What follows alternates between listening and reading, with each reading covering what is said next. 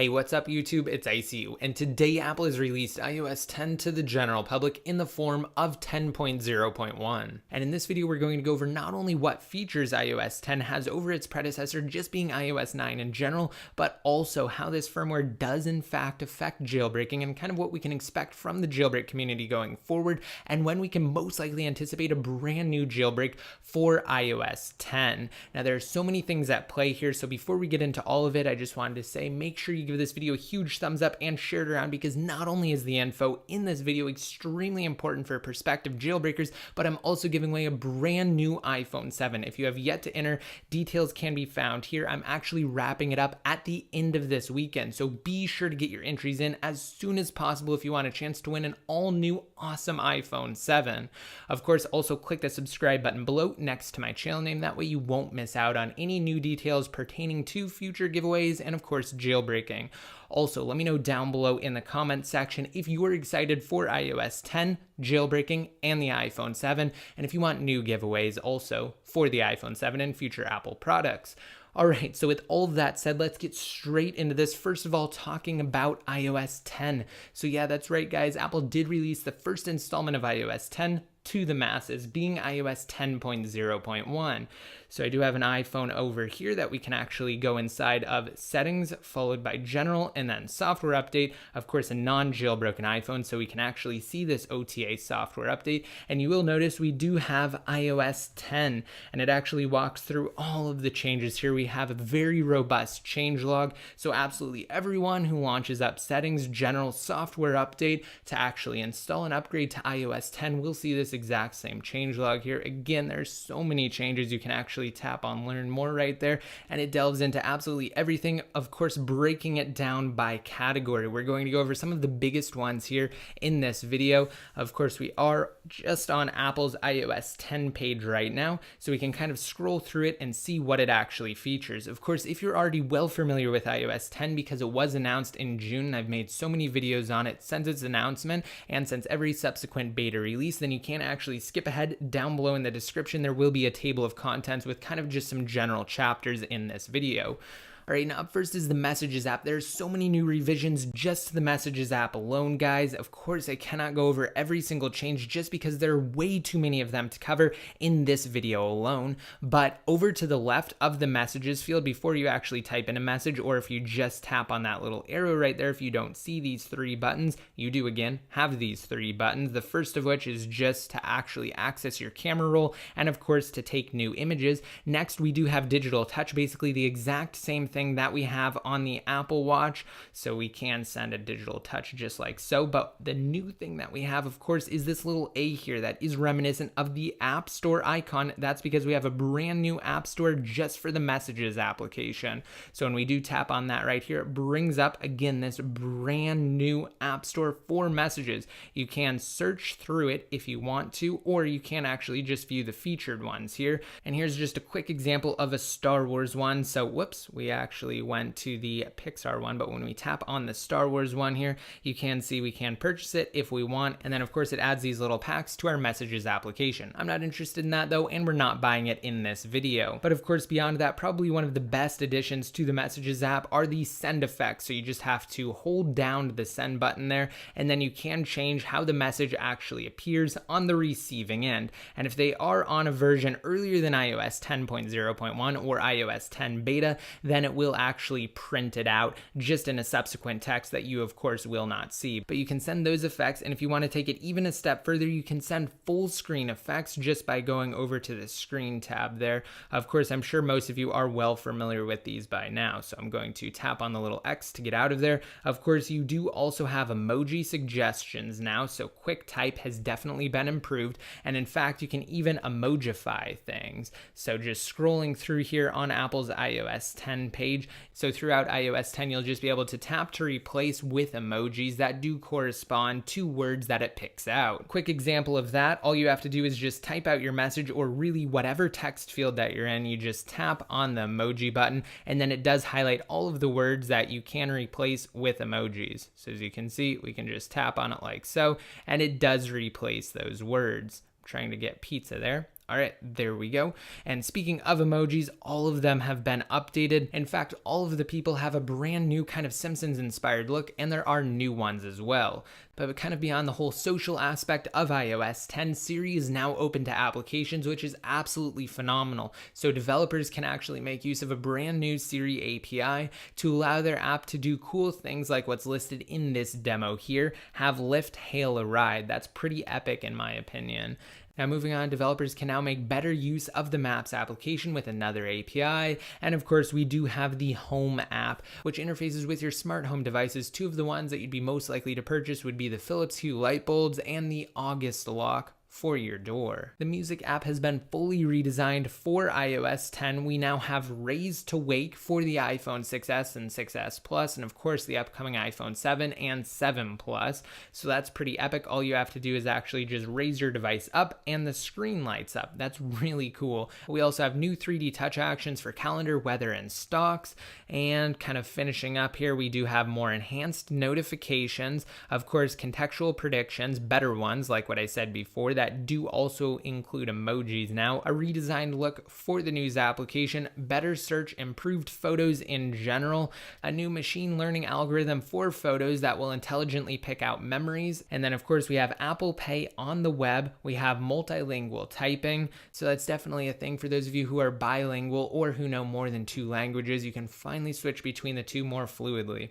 All right, guys, so that wraps up all of the biggest features of iOS 10. But now, how does it actually impact jailbreaking, and what can we expect from jailbreaking? Now, if you happen to watch my recent video talking about iOS 10 GM and 10.0.1, or my video from a couple of weeks ago already talking about what to expect from jailbreaking once iOS 10 drops, then most of this information will just be a recap for you. But we're going to go over it again in today's video because we have yet to hear anything from Pangu, the primary jailbreak team on the scene.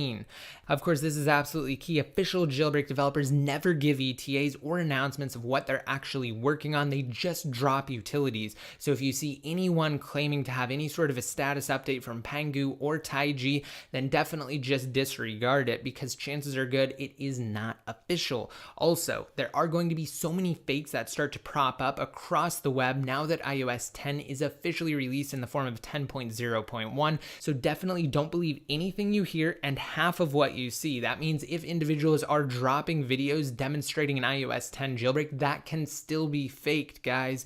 I'm telling you, it has been done before and it will continue to be done in the future. It's an infinite loop and it will never end. People will always fake jailbreaks. I'm telling you right now that the only way a team can actually gain credit is by releasing utilities, which we're about to talk about right now. We're going to look back at what Pangu has already done and kind of compare it against what we can expect now that iOS 10 is official.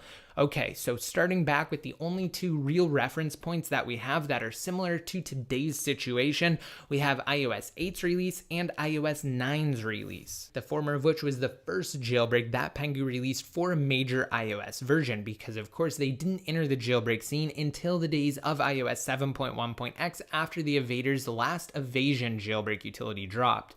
All right, so first of all, starting with iOS 9, we can see that the firmware was released to the general public on September 16th, 2015. And then fast forward just about a month later, in fact, it's less than a month, on October 14th, 2015, they dropped the jailbreak for iOS 9.0.2. So guys, in less than a month, we got a jailbreak for iOS 9. Well, now you may be saying, what about iOS 8? Which is really as far back as Pangu's history goes, especially when we're talking about the first major iOS releases. I'm glad you asked because guess what? We have the exact same situation. iOS 8 was released to the public on September 14th, 2014, and the jailbreak was released just over a month later on October 22nd, 2014. So we definitely have a pattern establishing here. It seems as though Pangu has an internal deadline to get a new jailbreak for a brand new firmware out about a month after Apple pushes out the initial version. And of course, because they did release iOS 10.0.1 today, September 13th, 2016, we can hopefully expect a jailbreak at the latest by the end of October, guys, not counting any unforeseen complications or issues that may pop up along the way. But one thing that actually does go to kind of further the case that we will get a jailbreak sooner rather than later is the fact that Pangu actually already jailbroke iOS 10. Granted, this was the first beta iteration version of iOS 10, but at MOSEC 2016, or the Mobile Security Conference at the beginning of July, they actually demonstrated an iOS 10 jailbreak. Now, we can rest assured that the exact same exploits will not carry over from iOS 10 Beta 1 to iOS 10.0.1, the public version, but what we do know is that, of course, it is jailbreakable and that Pangu is already on it. Remember, guys, they're absolutely killing it as of late. They are the primary source for new jailbreak utilities. So as you can see here, these images were just taken from their keynote on the official MOSEC Weibo account. iOS 10 beta jailbroken. Furthermore, what's even better, on top of the fact that they were already able to jailbreak iOS 10 beta 1, is the fact that iOS 10 doesn't have anything equivalent to last year's rootless security measures. Now, as many of you know, rootless was rumored to kind of be the end of jailbreaking. Granted, it never really translated to meaning not being able to achieve root access. However, it definitely was a hurdle that Pangu had to overcome before a new jailbreak was released. And as you guys saw, just by looking back at some of my past videos, they were able to do so and release a jailbreak for iOS 9 in less than a month, record time, faster than they were even able to do so for iOS 8. So we're definitely confident, especially with the iOS 10 beta jailbreak. The only thing that we really foresee as being a complication, of course, is the brand new A10 CPU powering Apple's iPhone 7 and 7 Plus. That will undoubtedly take some hands-on time to actually get it functioning properly on those devices.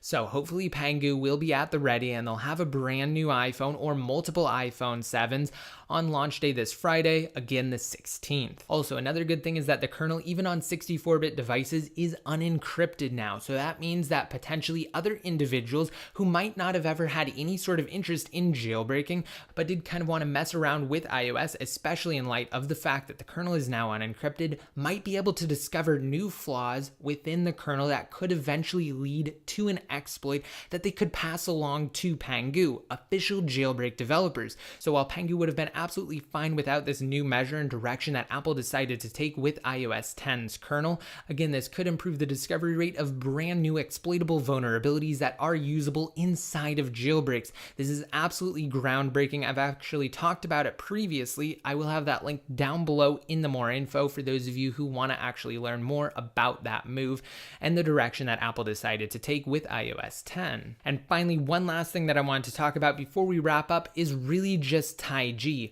I mean, where is TaiG, right?